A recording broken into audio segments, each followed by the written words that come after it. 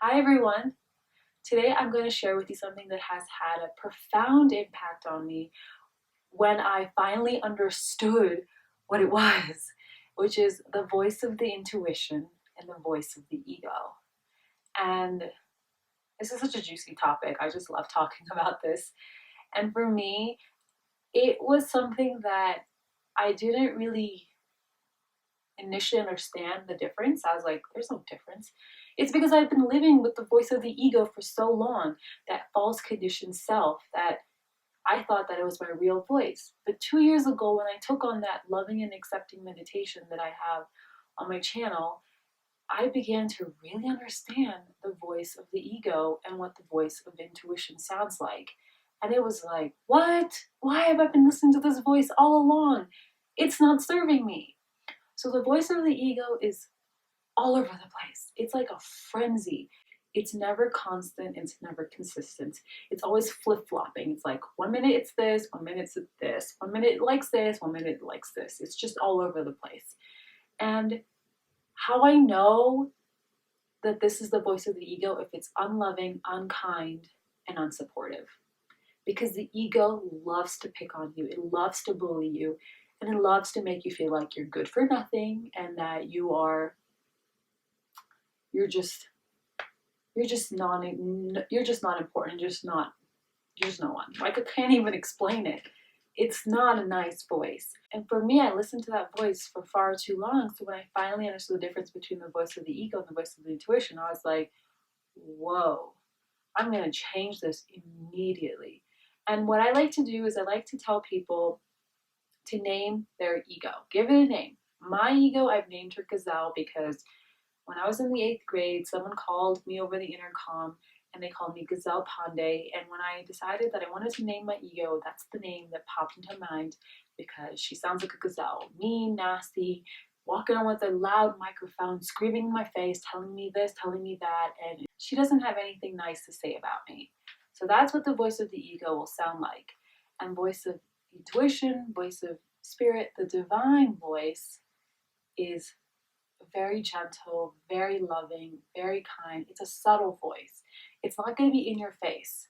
The voice of the ego is in your face and loud, whereas the voice of intuition is very subtle, very gentle, and just very like low key. Like, it'll just like jab at you. It's like, sometimes like you'll be sitting down somewhere and someone's like tapping you like this, but you don't realize someone's tapping you, and it's like 20 minutes have gone by and the person is like trying to get your attention and tapping you. That's what the intuition's like. It's like constantly tapping you, like, hey, I'm here, I'm here, I'm here, I'm here. And when it speaks, it's kind of like out of left field. It just says things that doesn't really make sense, and you're just kind of like, I can't do that, no way. But that's the voice of intuition. It speaks in a very subtle, far out way that's beyond comprehension to what our five senses can conceive of right now. So the example I'd like to use is that last November I was sitting on my couch in Chicago and I got this intuitive hit, and my intuition told me, you're moving to Colorado. And I just was like, no, I'm not. I had to laugh at it because it was just so far out left field. This makes absolutely no sense. I know I wanted to move, but I had no idea where I was going. And out of just nowhere, Kajal, you're going to Colorado. And I was like, ha ha ha, funny. And here I am in November sitting in Colorado. So there you go. I listened to my intuition and it has led me down the most miraculous journey so far in my life. And this year, 2015, has been amazing because I keep listening to that voice. And the voice that you listen to is a voice that will be more stronger. It will be the voice that you hear. I always like to say this, that you'll hear the ego first. The ego always will speak first. And the intuition is that like noise in the background. It's like, hey, I'm here, this is an option too, this is what I'm telling you to do. And it's your choice to listen to it.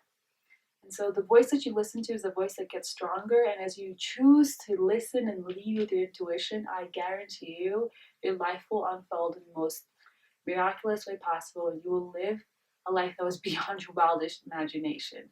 But it's a practice. Listening to your intuition is a daily practice. And you can begin by doing this really simple practice. Is when you're standing in an elevator about to open, just intuitively guess what elevator doors can open. And when you're doing that, you're building your intuitive muscles because you're allowing your intuition to just like poke it and be like, okay, it's that one.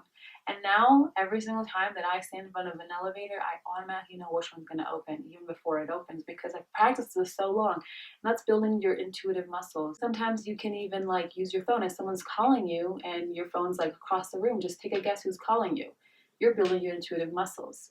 So that's how you start to understand the voice of ego and voice of intuition.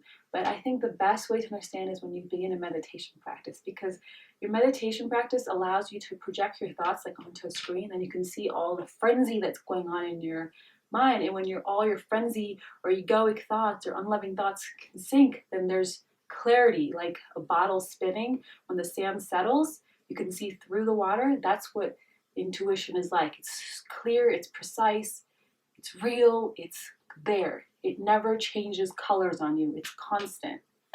I hope this message serves you, and that I hope that you will be guided to listen to your intuition more and see where that leads you. Stay open.